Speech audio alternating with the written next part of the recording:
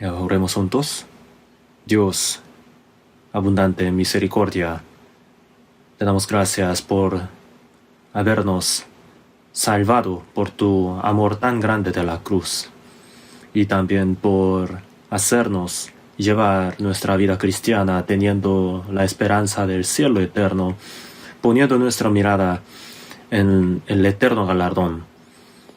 En este fin del año, en este fin del mundo que tú has determinado, nos has salvado y nos haces vivir como tus hijos en medio de este mundo lleno de maldad y perversidad, temiéndote. Y por toda esta gracia te damos las gracias. Tú has dicho, yo vendré pronto y pagaré a cada uno como sea su obra. Y sabemos que tu venida está muy cerca. Haznos vivir despiertos, haciendo las obras que a ti te agradan, dándote las glorias, con un corazón animado y también voluntario, siendo fieles en todos los caminos de nuestra vida. Durante el retiro de invierno pasado,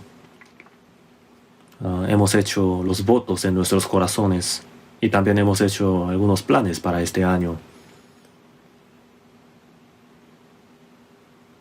Te damos gracias por poder llevarlos a cabo correctamente hasta el día de hoy. Sabemos que estamos viviendo el fin del mundo. Queremos vivir más fieles delante de ti, sirviéndote. Para esto te pedimos ayuda. Somos salvos y tenemos la esperanza del cielo. Sin embargo, en este mundo hay muchas personas que viven sin saber a dónde van y por qué viven, y que están perdidos.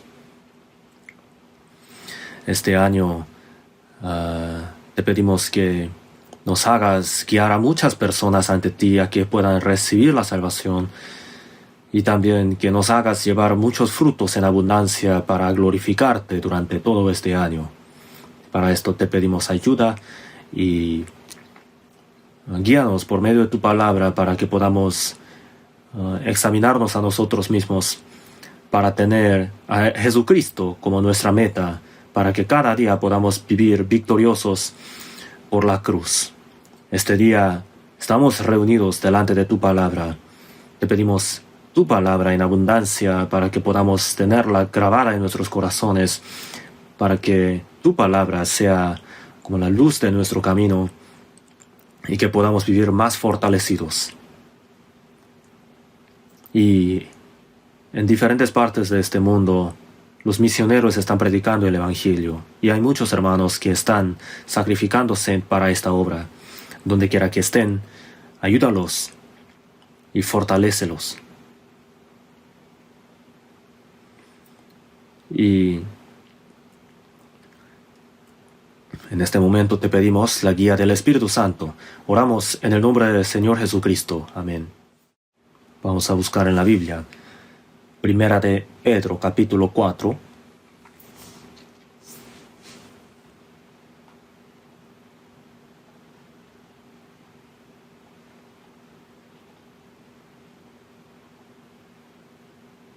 Primera de Pedro, capítulo 4, versículo del 7. Del versículo 7. Del 7 al 11. Les leo. Mas el fin de todas las cosas se acerca. Sed pues sobrios y velad en oración. Y ante todo, tened entre vosotros ferviente amor, porque el amor cubrirá multitud de pecados. Hospedaos los unos a los otros sin murmuraciones. Cada uno según el don que ha recibido, ministrelo a los otros como buenos administradores de la multiforme gracia de Dios. Si alguno habla, hable conforme a las palabras de Dios. Si alguno ministra, ministre conforme al poder que Dios da, para que en todo sea Dios glorificado por Jesucristo, a quien pertenecen la gloria y el imperio por los siglos de los siglos. Amén.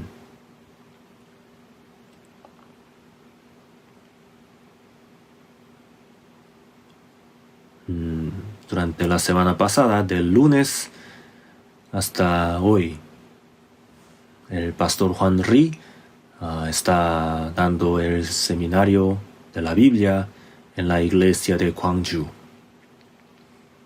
En esta hora también, en Gwangju, está predicando la palabra del último día del seminario.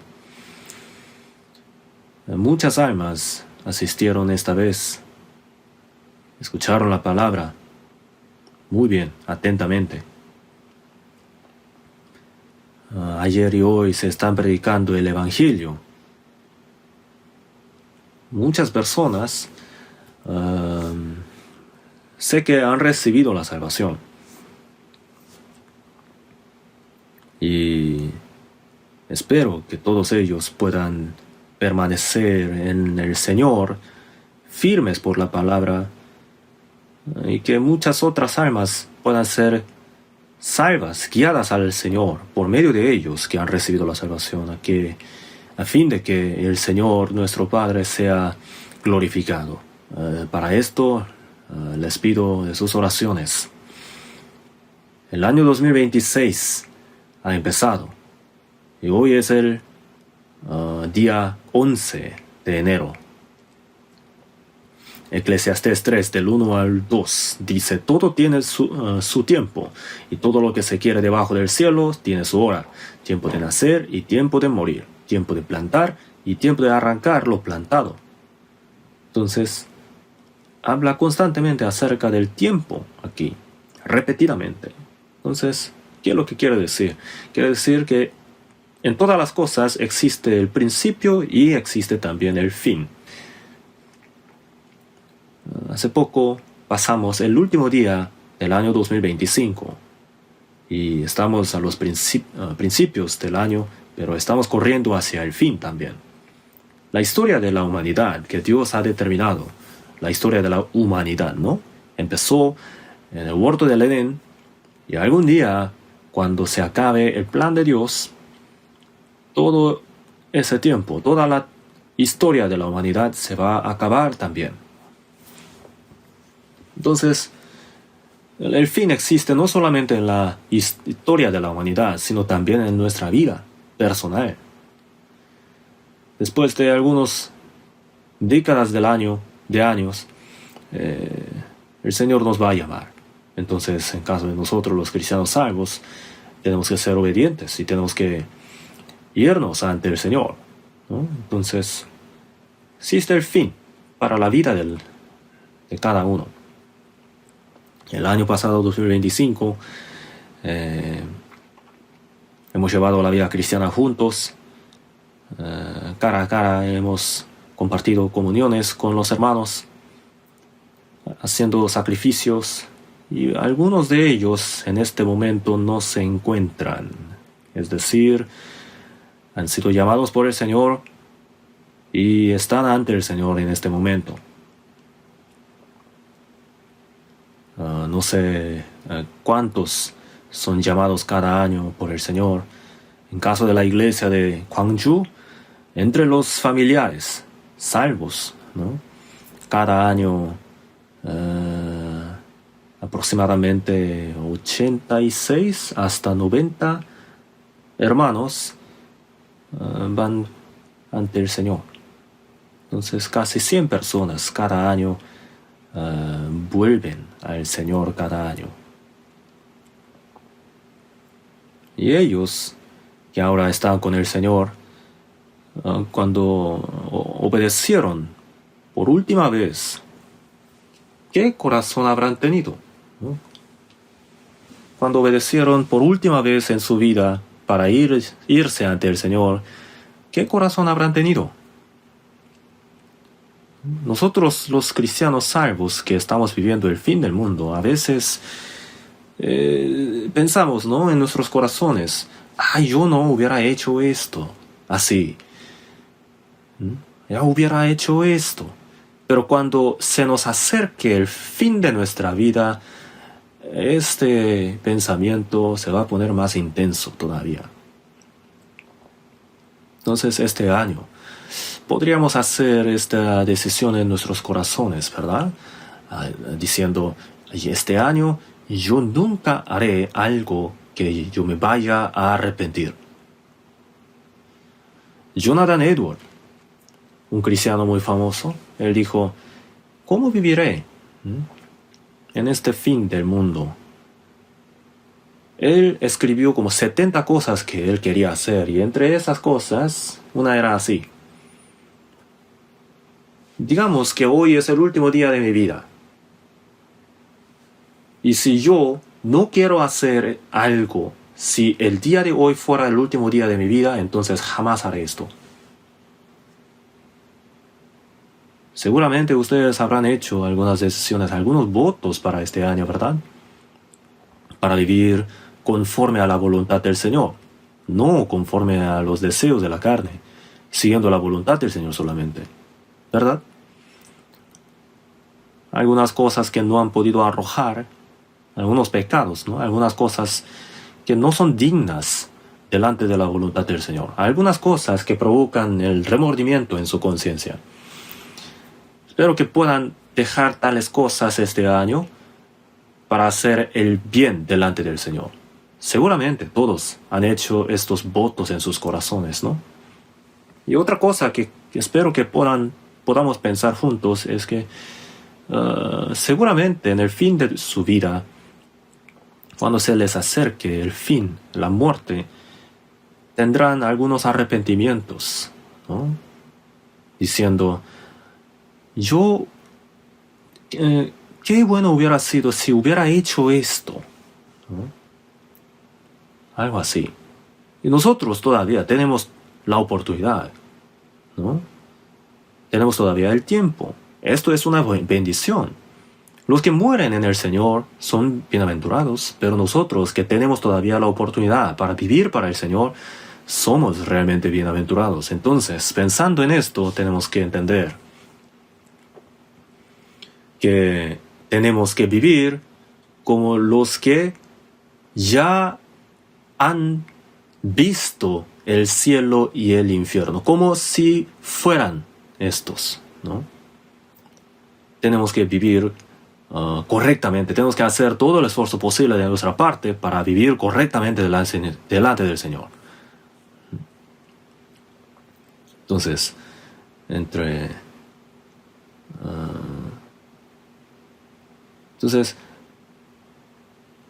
espero que la palabra del día de hoy nos pueda enseñar cómo tenemos que vivir como cristianos salvos en el fin del mundo. El Señor ha dicho, ¿verdad? En Marcos capítulo 1:15, el tiempo se ha cumplido y el reino de Dios se ha acercado. Arrepentíos y creed en el Evangelio. Jesús, cuando vino al mundo por primera vez, ahí empezó el fin del mundo. El tiempo se ha cumplido, dijo el Señor. Entonces, el Señor, después de que Él se fue, los discípulos han dado muchas advertencias a la iglesia, que el Señor pronto viene. Y vamos a buscar en la Biblia, 1 Corintios capítulo 16, versículo 22. 1 Corintios capítulo 16, versículo 22. 1 Corintios 16, 22. Leamos juntos. El que no amare al Señor Jesucristo, sea anatema. El Señor viene. La venida del Señor, la segunda, está cerca. El fin del mundo se acerca. El fin de cada uno de nosotros también se acerca. Entonces, ¿qué tal? El Señor viene. Por tanto, el que no amare al Señor Jesucristo, sea anatema. Mientras vivimos en este mundo, ¿qué tenemos que hacer? ¿Cuál es lo primordial que tenemos que hacer? ¿Cuál es el primer mandamiento, el mejor? Esto sale en Marcos 12, del 30 al 31, ¿verdad? Un escriba se le acercó al Señor y le preguntó, ¿cuál es el principal mandamiento? Jesús respondió, diciendo, amarás a tu prójimo como a ti mismo. No hay otro mandamiento mayor que estos.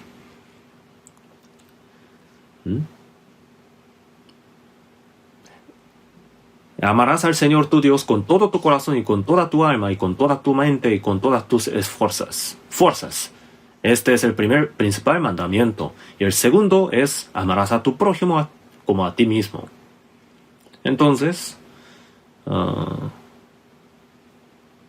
el día de hoy también hemos revisado este versículo, ¿verdad? Y ante todo, tened entre vosotros ferviente amor. Nosotros estamos viviendo el fin del mundo. Así que, ¿cuál es el primero? La primera cosa que tenemos que hacer. Amarnos entre nosotros con un ferviente amor. Amarnos es lo que tenemos que hacer. El apóstol Pablo a los Corintios escribió esta epístola, ¿no? Y al final de esta epístola, él dice muy fuertemente así: el que no amare al Señor Jesucristo sea anatema, sea maldito. ¿Por qué tenemos que amar al Señor así? Hay una razón. ¿Por qué razón? Porque el Señor viene. El Señor viene. Esta frase. En el Nuevo Testamento ha sido escrito en griego, ¿verdad? Pero el Señor viene. Esta frase específicamente está escrita en arameo. El Señor viene. En arameo se dice Maranatá. Maranatá. En la Biblia aparecen algunas frases así, ¿verdad? Aleluya. Alabad al Señor Jehová. Hosanna, sálvanos. Estas frases no se han traducido. Se escribieron tal como suenan, ¿no? En arameo. Entonces, Maranatá también se escribió en arameo, no en griego. No fue traducido. ¿Qué quiere decir? Esta frase se decía muy comúnmente entre los santos de las iglesias de la época de la iglesia primitiva. De todos modos, Maranatá, esta frase se escribe solamente una vez, aparece solamente una vez en esta palabra, en esta Biblia. Y también Maranatá, ¿qué otro significado tiene? Señor, ven. Este significado, ven Señor. Es decir, los cristianos salvos anhelaban la venida del Señor. Realmente, fervientemente anhelaban la venida del Señor. Señor, ven, Señor. ¿No? En Apocalipsis capítulo 22 aparece la misma frase. Vamos a buscar Apocalipsis capítulo 22.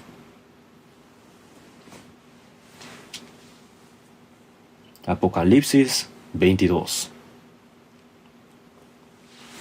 Versículo 20. El que da testimonio de estas cosas dice: ciertamente vengo en breve. Amén, si ven, Señor Jesús. Ciertamente vengo en breve. Y aquí en Apocalipsis aparecen estas frases, ¿no? Que el tiempo se acerca. El Señor Jesús también dijo: vengo en breve. Hay muchas palabras que dicen así. Vamos a buscar Apocalipsis capítulo 1 también. Capítulo 1, versículo 3.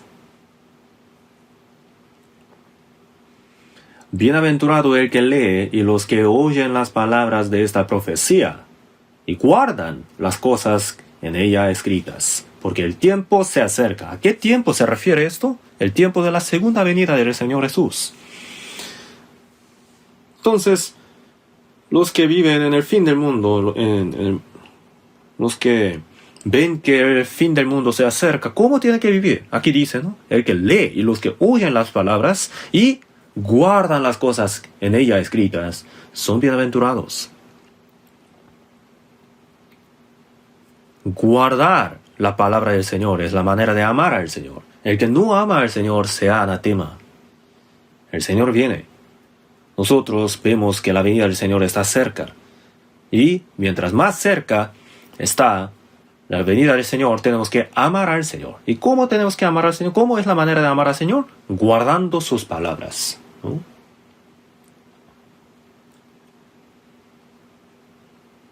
Entonces, primeramente tenemos que leer, oír las palabras y guardar las cosas que en la Biblia están escritas.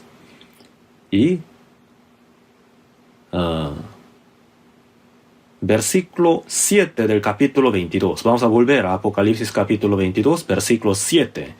Dice ahí: He aquí, vengo pronto, bienaventurado el que guarda las palabras de la profecía de este libro. Entre 7 bendiciones, bienaventuranzas que aparecen en el libro de Apocalipsis, esta es la 6ª bienaventuranza. He aquí, vengo pronto, bienaventurado el que guarda las palabras de la profecía de este libro. Entonces, ¿por qué uno tiene que guardar las palabras? Porque el Señor viene pronto. Las palabras del hombre que está ante la muerte son honestas, y los cánticos de los pájaros que están ante la muerte son hermosos. Ahí está este refrán, ¿no? Entonces, la palabra del Señor es la verdad. Viene el Señor pronto. Por eso tenemos que guardar sus palabras. Y el que guarda las palabras es el bienaventurado.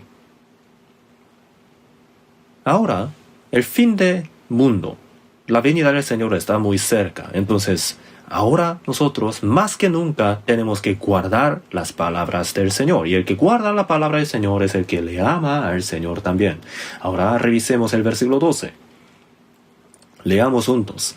He aquí, yo vengo pronto, y mi galardón conmigo, para recompensar a cada uno según sea su obra. He aquí yo vengo pronto, y mi galardón conmigo, para recompensar a cada uno según sea su obra. Cuando el Señor venga, cada cristiano salvo va a ser transformado. Va a tener el cuerpo resucitado, glorioso, y va a tener que ponerse de pie delante del Señor, en el tribunal de Cristo. Porque es necesario que todos nosotros comparezcamos ante el tribunal de Cristo, para que cada uno reciba según lo que haya hecho mientras estaba en el cuerpo, sea buena o sea malo. Entonces lo dice en la 2 de los Corintios capítulo 5, versículo 10, ¿no? Este tribunal de Cristo dice aquí, no se refiere al juicio final. Es el tribunal de Cristo. Entonces, dependiendo de para qué haya vivido mientras vivía en este mundo, ¿no?, se va a determinar la gloria de cada uno. Como la gloria del sol y la gloria de la estrella es diferente, cada estrella tiene diferente gloria. Como esto, el Señor va a dar diferente gloria para cada uno. Entonces esta frase que el Señor viene se repite muchas veces en la Biblia, ¿no es cierto? Ahora revisemos el versículo 20.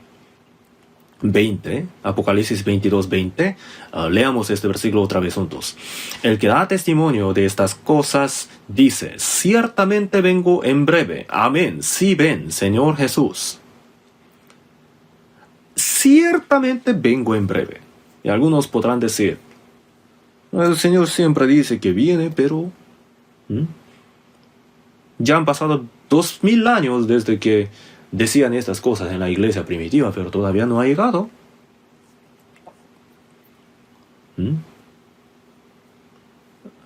Pueden haber algunas personas que dicen así, que el Señor retarda en venir. Pero 2 de Pedro 3, ¿qué dice ahí? El Señor, 2 de Pedro 3, 9 dice así: el Señor no retarda su promesa, según algunos la tienen por tardanza, sino que es paciente para con vosotros, no queriendo que ninguno perezca, sino que todos procedan al arrepentimiento.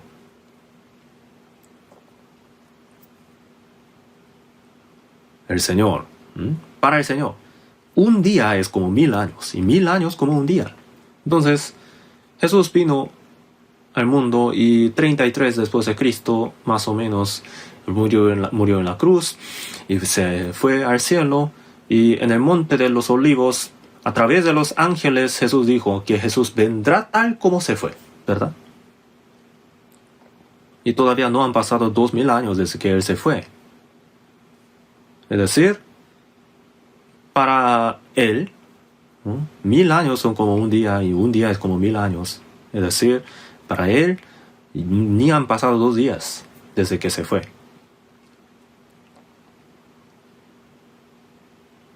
Entonces, ¿por qué tiene tanta paciencia el Señor? porque Él quiere que todos, sin que perezca ninguno, todos sean salvos.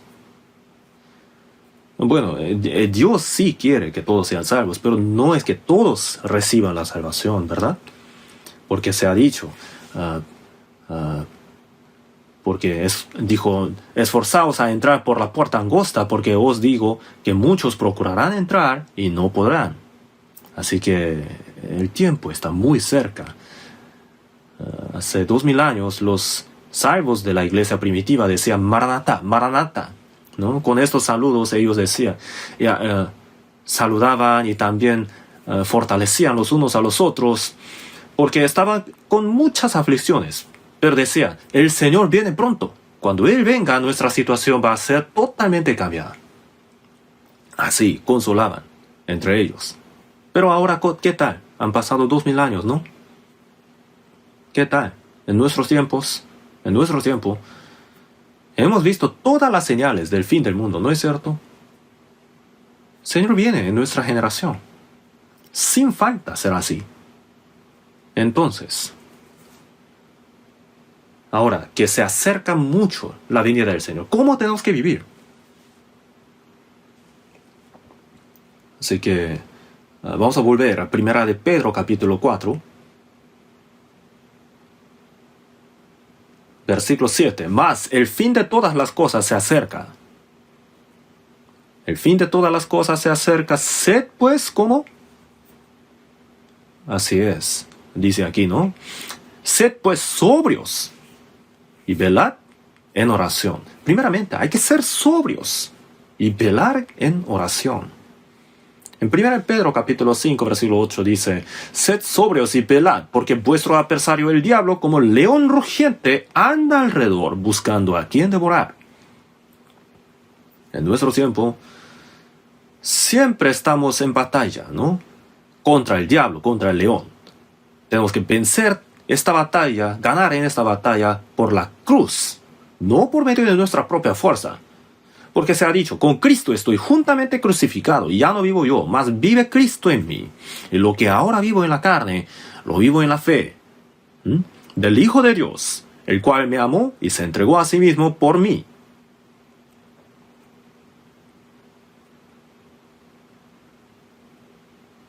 El que no lleva su cruz y viene en pos de mí, no puede ser mi discípulo, no podrá, no es digno. Entonces, ¿qué quiere decir? Llevar la cruz cada día. Dejar su propia terquedad del corazón, dureza del corazón, pecado también, su propio pensamiento. Aunque yo no pueda entender, hay que esperar, obedeciendo a la palabra. Entonces, de esta manera uno puede cargar la cruz, llevar la cruz en pos del Señor. Por eso se ha dicho, ¿no? Cada día. Si alguno quiere venir en pos de mí, niéguese a sí mismo, tome su cruz cada día y sígame. Así es la manera de seguir en pos del Señor. Y uno no tiene que orar las cosas que uno puede hacer, ¿no es cierto? Uno ora por las cosas que no puede hacer. Dios está enterado de las cosas, del límite del hombre. Y nos hace entender, nos hace hacer las cosas que están fuera de nuestro alcance. Nos hace orar por estas cosas. Entonces, nosotros, ¿por qué tenemos que orar? ¿Por qué razón? En la Biblia dice así, ¿no? Por 3 cosas. El fin de todas las cosas se acerca. Por esa razón tenemos que velar en oración. El fin de todas las cosas se acerca. Entonces, tenemos que entender la voluntad del Señor y llevarla a cabo con más fidelidad en nuestros corazones. Y sin oración, sin el poder del Señor, no podemos hacer esta obra. Por eso, 1 Corintios 15:10 dijo, soy lo que soy por la gracia de Dios, y su gracia no ha sido en vano para conmigo. Antes he trabajado más que todos ellos, pero no yo, sino la gracia de Dios conmigo. Pablo confesó de esta manera. Ser salvo fue por la gracia de Dios. Y llevar la cruz cada día después de ser salvo para tener la victoria en su vida cotidiana, vida cristiana, es la gracia del Señor.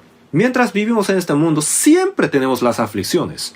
¿Y qué es lo que nos protege de tantas aflicciones? La gracia de Dios. Y cuando el Señor nos lleve en el fin de nuestra vida, ¿cómo podremos irnos ante el Señor? Por la gracia de Dios. Ante el Señor.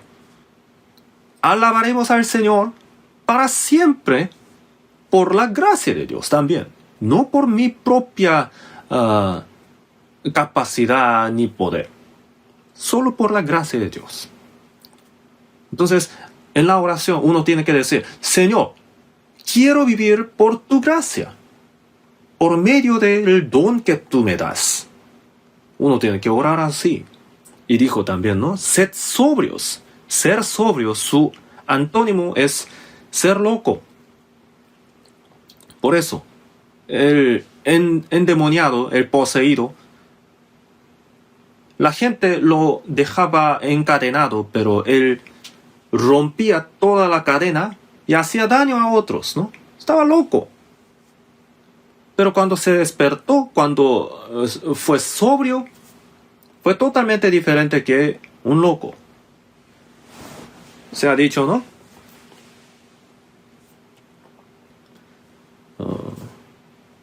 Hay que llevar la vida cristiana como sobrios, sin vanas repeticiones de la oración. Dijo, velad en oración. ¿Qué quiere decir velar en oración? Autocontrol, autocontrol. El que toma alcohol pierde el control de sí mismo, ¿verdad? Entonces, velar, esto tiene el significado totalmente contrario que embriagarse, tomar el alcohol.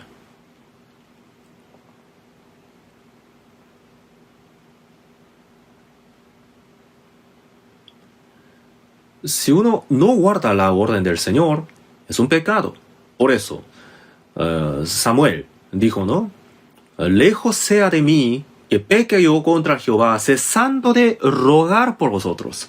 Dejar de orar es un pecado, porque si uno sabe qué es lo que tiene que hacer, qué es lo que el Señor ha mandado y no lo hace, es un pecado.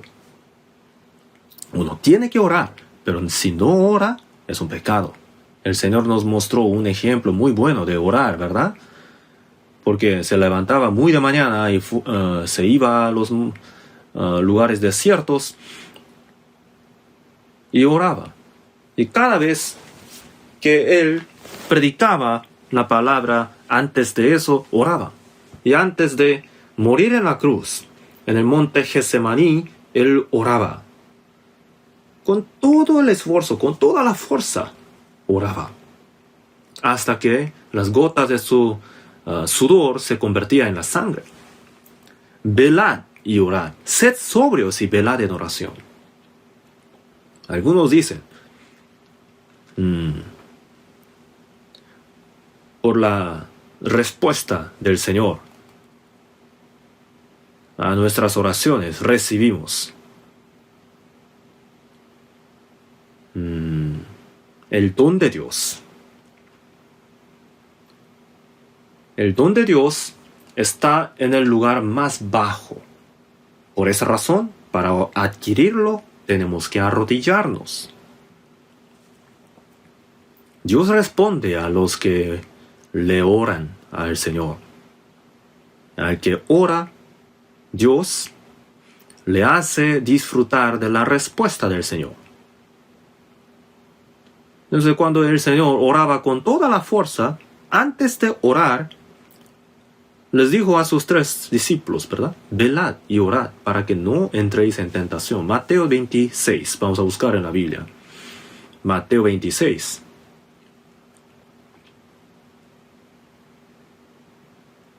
Mateo capítulo 26, versículo 41.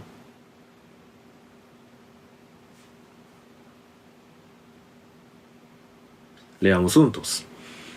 Velad y orad para que no entréis en tentación. El espíritu a la verdad está dispuesto, pero la carne es débil. Y Jesús dijo, ¿no? Pero no sea como yo quiero, sino como tú. Si es posible que esta copa pase de mí. Oró 3 veces las mismas cosas, ¿verdad? Y a la tercera vez, cuando regresó, cuando oró, regresaba y veía que sus discípulos estaban dormidos. Lo repitió 3 veces, ¿no? Pedro, el apóstol, antes de que Jesús fuese crucificado, él decía, yo te seguiré hasta la muerte. Otros discípulos también decían así, ¿verdad? Como Pedro. Pero Jesús, cuando fue arrestado, Pedro negó 3 veces. Juraba y maldecía para negar a Jesús. ¿Por qué razón? Jesús dijo, velad y orad para que no entréis en tentación, pero estaban dormidos. Cada día en el Señor tenemos que vencer, tenemos que ser victoriosos para llevar los frutos en el Señor. Y esto no se puede por nuestra propia fuerza. Tenemos que ser revestidos por el poder de Dios. Con este poder del Señor podemos ser victoriosos en nuestra vida cristiana de nuestra vida cotidiana. Pero los discípulos no oraron. Después de que Jesús murió en la cruz y resucitó, se encontró Jesús con sus discípulos otra vez. Y ahí, Pedro, ¿qué tal? Se había arrepentido totalmente. En Juan capítulo 21, Jesús dijo a Pedro, ¿verdad? Simón, hijo de Jonás, ¿me amas más que estos? Respondió, sí, Señor, tú sabes que te amo. Él dijo, apacienta mis corderos, pastorea mis ovejas, apacienta mis ovejas. 3 veces Jesús confirmó el amor de Pedro para el Señor.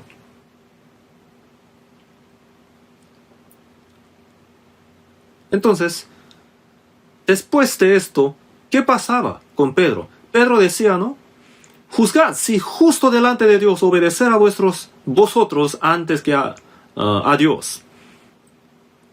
Porque no podemos dejar de decir lo que hemos visto y oído. Pedro entonces se había arrepentido totalmente de no haber orado. El Señor oraba tan fervientemente. En ese momento estaba dormido Pedro. Y después de eso, en el libro de Hechos, Pedro, está escrito en la Biblia así, que Pedro fijaba el tiempo para orar muy fervientemente. Vamos a buscar en la Biblia, Hechos capítulo 1, versículo 13. Hechos 1, 13.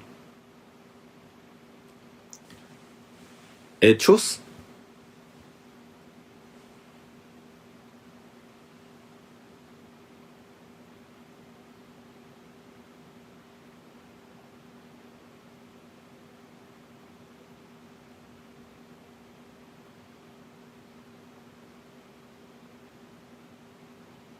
versículo 13, dice, entrados subieron al aposento alto donde moraban Pedro y Jacobo, los discípulos, ¿no? Y en el versículo 14, dice, todos estos perseveraban unánimes en oración y ruego con las mujeres y con María la Madre de Jesús y con sus hermanos. Y después, los discípulos, los salvos de la iglesia primitiva, siempre se reunían para orar fervientemente, unánimes. En la Biblia está escrito, Pedro oraba hora sexta, hora novena, a las 12 de la tarde o a las 6 de la tarde también. Él oraba muy fervientemente. Se esforzaba mucho. Entonces Dios por eso oraba muy fuertemente a través de los salvos de la iglesia primitiva. Entonces, ¿por qué razón Dios no ora a través de mí? ¿Por qué el poder de Dios no se manifiesta a través de mí? ¿Por qué las almas nuevas no reciben la salvación por medio de mí? ¿Por qué yo no llevo los frutos del Evangelio? Los salvos de la iglesia primitiva oraban y predicaban el Evangelio. Jesús también mostró este ejemplo, ¿verdad? Perseverad en oración, velando en ella con acción de gracias. Colosenses capítulo 4. Busquemos Colosenses capítulo 4.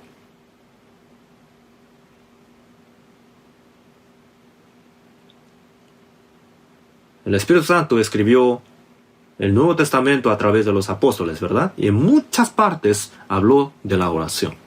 Colosenses 4:2. Capítulo 4, versículo 2. Leamos juntos. Perseverad en la oración, velando en ella con acción de gracias. Uno no tiene que orar solo cuando tiene el tiempo, no solamente cuando se acuerda, no solamente cuando come, sino que tiene que perseverar en la oración, velando en ella con acción de gracias. ¿Por qué habrá dicho así? Porque orar no es fácil. Uno tiene que orar haciendo el tiempo, ¿verdad?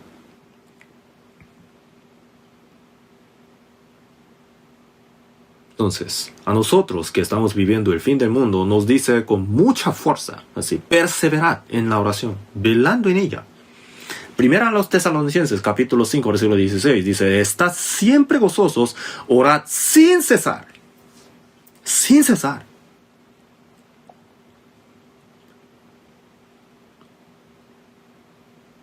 Si uno quiere vivir en la gracia de Dios siempre, siendo fortalecidos por el Señor constantemente, llevando frutos, entonces tiene que orar sin cesar. Vamos a volver a Primera de Pedro capítulo 4, versículo 8. Primera de Pedro capítulo 4, versículo 8. Primera de Pedro 4, 8.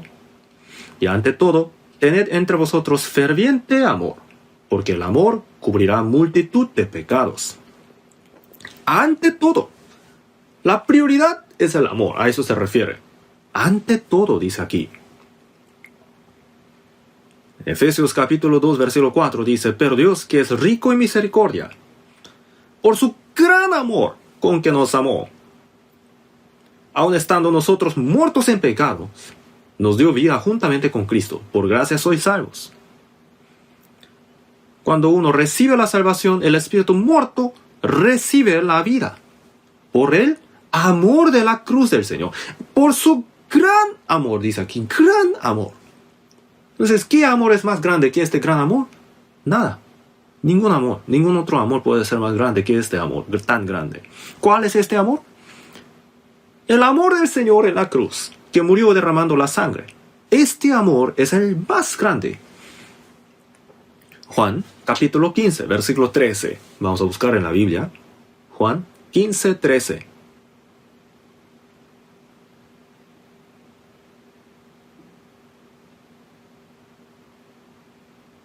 Juan capítulo 15, versículo 13. Leamos juntos.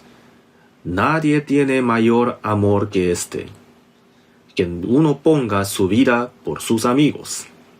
Nadie tiene mayor amor que este, que uno ponga su vida por sus amigos.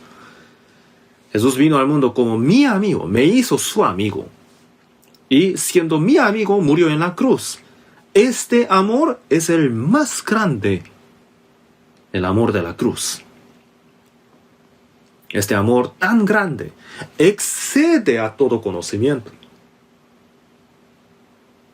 Siendo algunas cosas de nuestra vida podemos adivinar, ¿verdad? Más o menos. El comportamiento de algunas personas también lo podemos adivinar, más o menos. Ah, él hizo esto, entonces seguramente después de esto hará eso, así. Y este tipo de amor está limitado por el conocimiento, ¿verdad? En caso de ser humano es así. Cuando algunos le dan algunos beneficios, entonces uno también le da, quiere ser muy amigable con aquellas personas que le hacen el bien, ¿verdad? Pero cuando hacen el mal, el daño, entonces es muy contrario, ¿no? Es muy limitado este tipo de amor. Un niño dice, mis padres siempre me aman, pero en algunos momentos ellos se pelean entre ellos. Y yo puedo adivinar. Cuando mi mamá está enojada, entonces yo puedo adivinar qué es lo que va a decir. Entonces, ¿qué quiere decir esto? Los padres se aman mucho, pero los niños que observan a ellos por toda su vida pueden adivinar cómo va a ser la reacción de ellos cuando están enojados. Miren, este tipo de amor está limitado, no excede a conocimiento, sino que está limitado.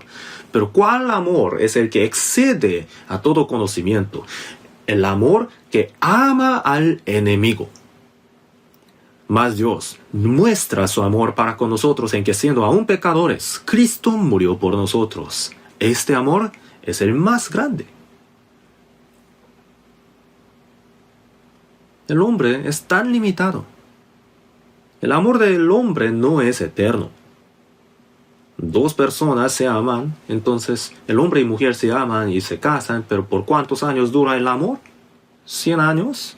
Menos, ¿verdad? Entonces, en este mundo, el hombre muere y con esto el amor también muere. Pero el amor del Señor es eterno, no tiene el fin. Y nosotros amamos a los que nos caen bien. Y si alguien me cae mal, entonces no le amo tanto, ¿verdad? Mi amor es muy limitado, muy angosto, pero el amor del Señor es muy ancho. Efesios capítulo 3, vamos a buscar en la Biblia, Efesios 3. Efesios capítulo 3.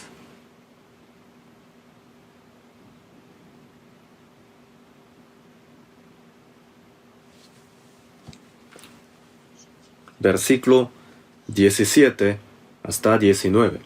Leamos juntos.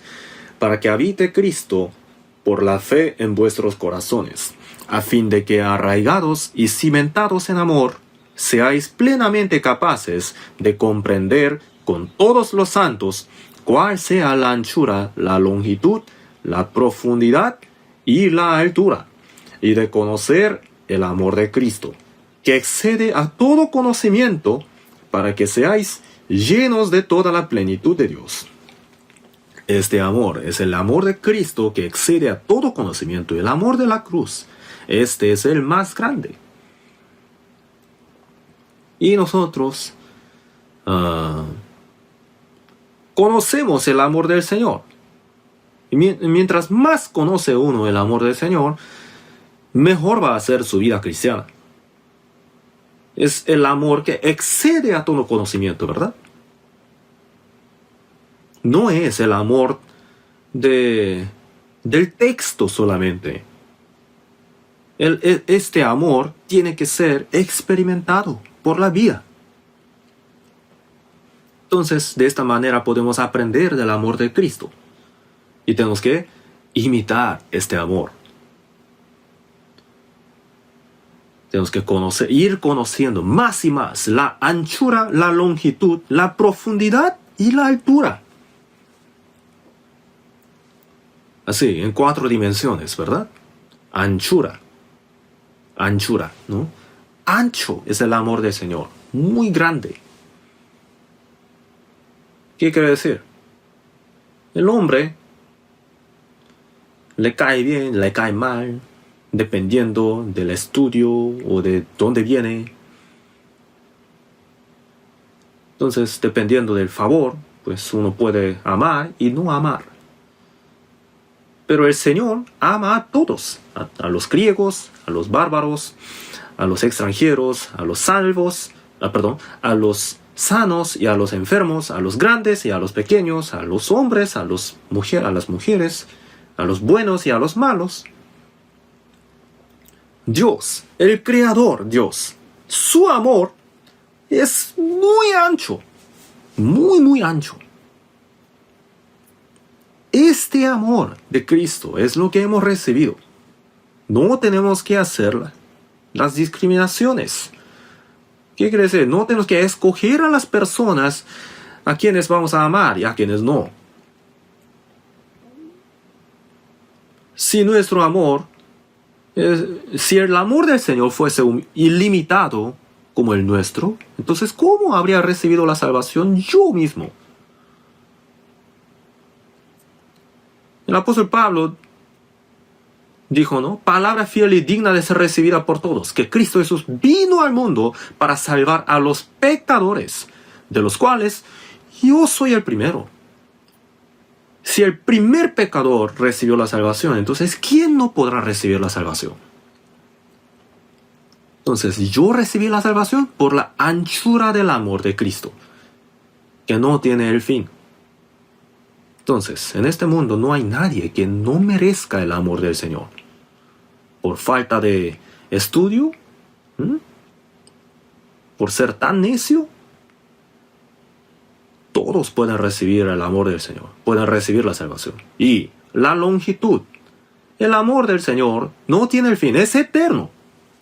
Juan, capítulo 13, versículo 1. Antes de la fiesta de la Pascua, sabiendo Jesús que su hora había llegado para que pasase este mundo, amó hasta el fin, dice aquí. Vamos a buscarlo. Juan 13:1. Leamos juntos. Antes de la fiesta de la Pascua, sabiendo Jesús que su hora había llegado para que pasase de este mundo al Padre, como había amado a los suyos que estaban en el mundo, los amó hasta el fin. Hasta el fin. Aún los que no han recibido la salvación, ¿no? A ellos el Señor ama. El que tiene larga paciencia. ¿Hasta cuándo será paciente el Señor? Hasta que este hombre se arrepienta y reciba la salvación, hasta que muera. Y si una vez recibe la salvación, entonces ¿qué pasa? Es muy débil todavía, entonces siempre se cae y se equivoca, comete otra vez el pecado. Pero si una vez ha sido salvo, entonces siempre es salvo. Hasta el fin. El Señor le pone su atención. El amor de Dios es eterno, sin fin. ¿Y qué tal el nuestro? Al principio ama mucho y es muy ferviente, pero después le cae mal, entonces ya no le ama tanto.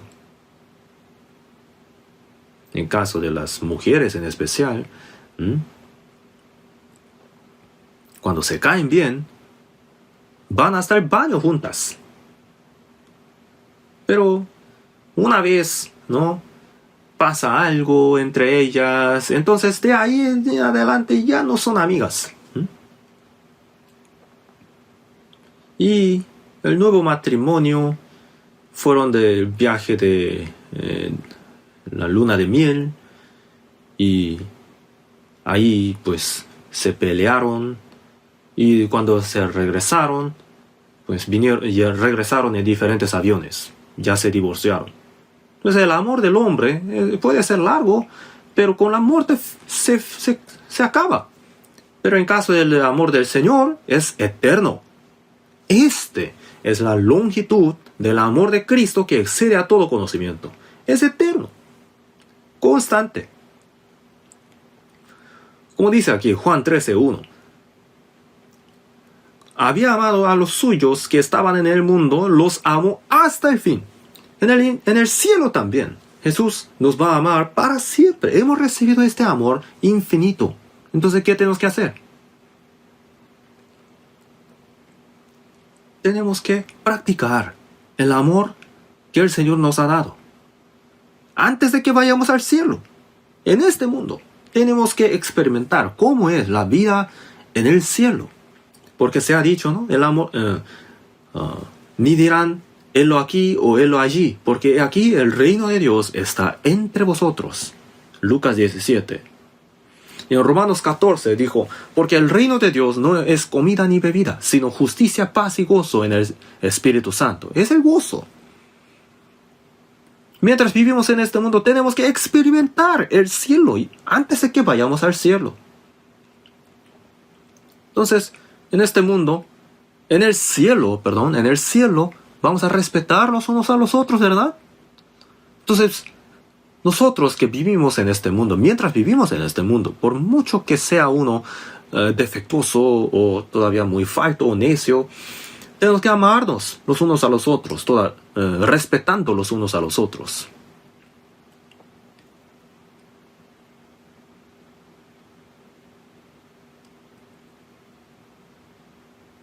Si un cristiano odia mucho a otro cristiano porque le ha causado algún daño o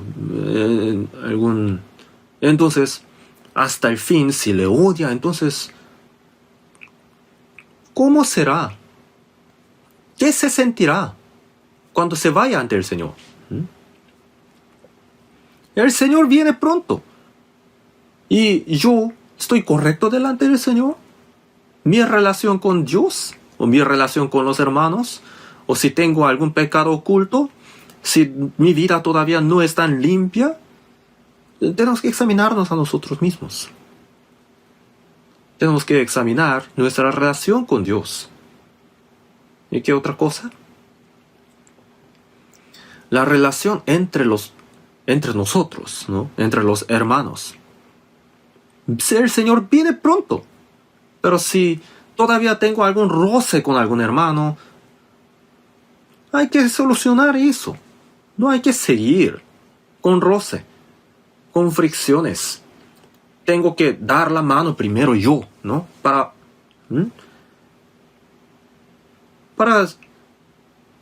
perdonar. Eso es el amor, ¿no?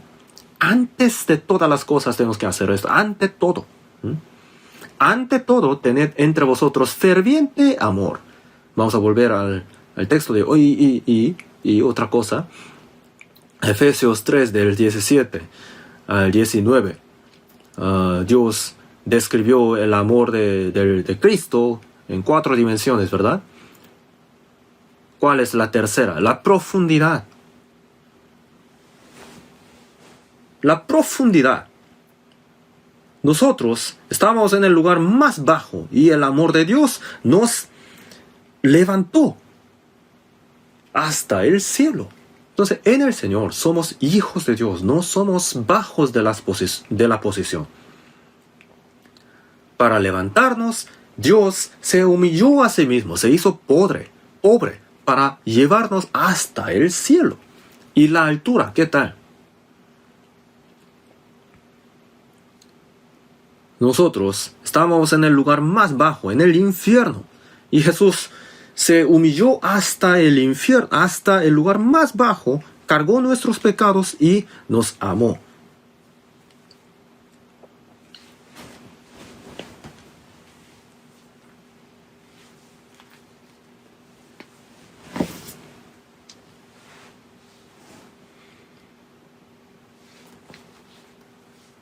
En caso de alguna enfermedad de nuestro cuerpo, alguna máquina, las máquinas de medicina, de los doctores revisan esa enfermedad del cuerpo humano con algunas máquinas. Aunque alguna enfermedad está en un lugar muy profundo del cuerpo, lo puede hacer. Pero nosotros podemos tener algunas heridas en nuestros corazones, en los lugares más profundos de nuestros corazones. ¿Qué podrá solucionar o sanar esas heridas? El amor del Señor, ¿no? Uno puede tener algunas heridas causadas por los padres también, ¿verdad? Diciendo, yo cuando sea adulto, yo jamás viviré como ellos. Pero ¿qué tal? Después cuando este hombre crece, los errores de sus padres se proyectan o se manifiestan por él también. ¿Por qué? Porque esos comportamientos de los padres quedaron en su corazón de su hijo como heridas. Entonces, Dios a mí me sana llegando hasta los lugares más profundos de mi corazón. El amor de Cristo hace esta obra. Él murió en la cruz derramando la sangre, me mostró el amor y llegó hasta el profundo de mi corazón para sanar las heridas. Así que el amor de Cristo es el que excede a todo conocimiento. Nosotros no podemos entender a la plenitud el amor del Señor. es lo que excede nuestro entendimiento. Hemos recibido este tipo de amor. Y el que ha recibido este amor tiene que practicar el amor. Ante todo, tened entre vosotros ferviente amor. Si uno ha sido salvo en este mundo, y se sigue teniendo algunos roces, alguna fricción o algún malentendido, alguna pelea en la iglesia, y después se pone ante el Señor después de la muerte, ¿qué sucederá? ¿El Señor qué le dirá? Yo te amé para siempre, para salvarte a ti, un pecador.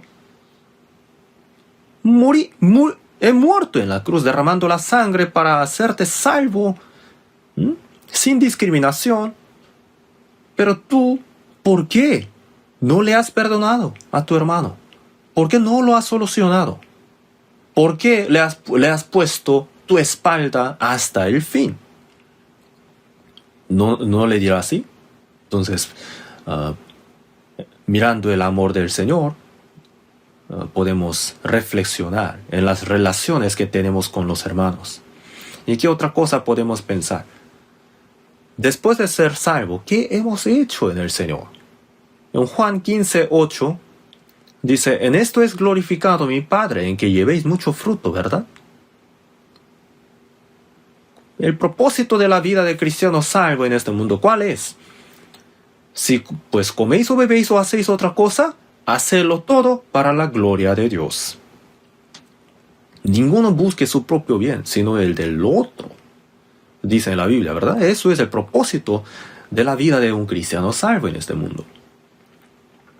Cuando se ponga delante del tribunal de Cristo, Dios le va a examinar si vivió para su propio bien o para la gloria de Dios.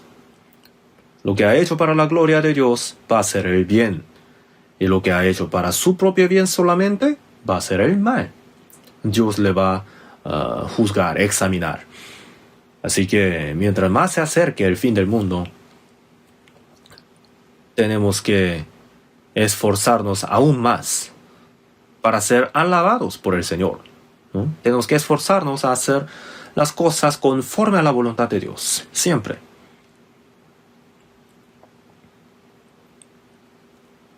Así que esto va a ser el criterio más importante, si hemos vivido para la gloria de Dios o no. Vamos a buscar en la Biblia, 1 Corintios capítulo 3. 1 Corintios capítulo 3, versículo 10. Conforme a la gracia de Dios que me ha sido dada, yo como perito arquitecto puse el fundamento y otro edifica encima, pero cada uno mire cómo sobreedifica. Porque nadie puede poner otro fundamento que el que está puesto, el cual es Jesucristo. Y si sobre este fundamento alguno edificare oro, plata, piedras preciosas, madera, heno, hojarasca, la obra de cada uno se hará manifiesta, porque el día la declarará, pues por el fuego será revelada, y la obra de cada uno, cual sea el fuego, la probará. Si permaneciere la obra de alguno que sobreedificó, recibirá recompensa, y si la obra de alguno se quemare, él sufrirá pérdida, si bien él mismo será salvo, aunque es así como por fuego. Cuando uno se ponga delante del Señor, cuando el Señor venga, alguno recibirá pérdida y alguno recibirá recompensa. ¿Cuál es la recompensa? Bien, buen siervo y fiel. ¿Y cuál es la pérdida? Siervo malo y negligente. Si alguno edifica oro, plata, piedras preciosas, madera, heno, hojarasca, ¿no? Madera, heno, hojarasca.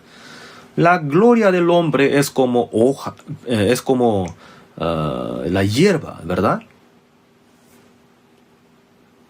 Solamente las cosas que se han hecho conforme a la voluntad de Dios van a ser como el oro. Oro, la fe, ¿no? La plata, la sangre del Señor. Y piedras preciosas, los cristianos salvos que viven para la gloria de Dios. Entonces hay algunos que edifican su casa con oro, plata, piedras preciosas mientras viven en este mundo. Pero también se ha dicho, ¿verdad?, que como por fuego serán salvos. Heno, madera, hojarasca, estas cosas se van a quemar, pero oro, plata, piedras preciosas no se queman, permanecen aún todavía después de pasar por el fuego. ¿Qué quiere decir? Mi vida, un día de mi vida, estar totalmente relacionado con la eternidad. Una empresa de construcciones. Un señor trabajó por toda su vida y ya se va a jubilar. Y este señor, el jefe de esta empresa, le pidió a este señor que estaba a punto de jubilarse, diciendo, oiga, usted ha trabajado por muchos años en esta empresa, ha hecho mucho bien para la empresa, ha construido muchas casas hermosas. Entonces, por última vez, le voy a pedir algo. Haga una casa muy hermosa, la mejor obra de su vida. Entonces, este señor, recibiendo esta petición, se quejó en su corazón, diciendo, ay, ya me voy a jubilar, pero me manda otra cosa este viejo. Y el jefe de la empresa le pide algo, que use los mejores materiales para edificar esta casa. Entonces el señor, que piensa en su corazón, seguramente el jefe de la empresa quiere su casa, por eso me está pidiendo esto. Entonces construyó la casa el señor, pero con los materiales mediocres, ¿no? Solamente la apariencia se ve bonita, pero por dentro es muy mediocre. Entonces entregó esta casa al jefe de la empresa. Ahí está, jefe. Entonces el jefe, ¿qué dice? Usted ha hecho mucho trabajo por mi empresa, entonces esta casa va a ser su recompensa. Entonces, ¿qué tal va a ser esta casa? Las ventanas. Pues el viento pasa por todas las ventanas, ¿verdad? Y es muy mediocre la casa. Se arrepintió mucho el señor. Nosotros somos así, ¿verdad? Si este señor hubiera sabido, habría utilizado los mejores materiales. Nosotros también. Tenemos que edificar la casa con oro, plata y piedras preciosas para la eternidad. Así que, mientras más se acerca el fin del mundo, cuando el Señor venga, ¿seremos recompensados o no? Esto es algo muy importante que tenemos que pensar. Vamos a volver a 1 Pedro capítulo 4. 1 Pedro capítulo 4, versículo 9 al 11. 1 Pedro capítulo 4, versículo 10. Del 9 al 10. Hospedaos los unos a los otros sin murmuraciones, cada uno según el don que ha recibido, ministralo a los otros como buenos administradores de la multiforme gracia de Dios. Si alguno habla, hable conforme a las palabras de Dios. Si alguno ministra, ministre conforme al poder que Dios da, para que en todo sea glorificado Dios, por Jesucristo, a quien pertenece la gloria y el imperio por los siglos de los siglos. Amén. Ya. Si alguno habla, hable conforme a las palabras de Dios. Si alguno tenga conversación con alguien, o si alguien hable con alguien, o si alguno predique, que sea conforme a las palabras de Dios, que sea de beneficio, ¿no? Provecho para el espíritu. Y si alguno ministra, si alguno hace servicios en la iglesia, que haga servicio conforme al poder que Dios da, no por su propia fuerza. Si uno hace con su propia fuerza, ¿qué pasa después? Uno se jacta de sí mismo, ¿verdad? Yo hice esta obra así. Si alguien no le alaba por la obra que hizo, entonces ¿qué pasa? Pues como que uno se queja en su corazón. ¿Por qué no me reconoce lo que he hecho? Diciendo así. Entonces, ¿qué tenemos que hacer? Tenemos que hacerlo todo para la gloria de Dios. Moisés, en Meribá, ¿verdad? Donde no manifestó la gloria de Dios, por esa peña, él no pudo entrar en la tierra de Canaán. Eso fue el error más grande, más crítico de la vida de Moisés. Él no manifestó la gloria de Dios ahí. Porque él dijo, ¿os hemos de hacer salir aguas de esta peña? Él tenía que haber dicho, Dios les hará tomar el agua por esta peña. Pero él dijo, ¿os hemos de hacer salir aguas de esta peña? Él dijo como si él fuera el poderoso para dar el agua para ellos, ¿verdad? Por eso después Dios dijo, tú no podrás entrar en la tierra de Canaán. Ya no vuelvas a molestarme con este tema. ¿Por qué Dios no le permitió entrar en la tierra de Canaán? Porque Moisés robó la gloria de Dios en esa ocasión. En el libro de Hechos, capítulo 12, aparece otra ocasión, donde el ángel del Señor hirió a Herodes, por cuanto no dio la gloria a Dios. Y dice ahí, y expiró comido de gusanos.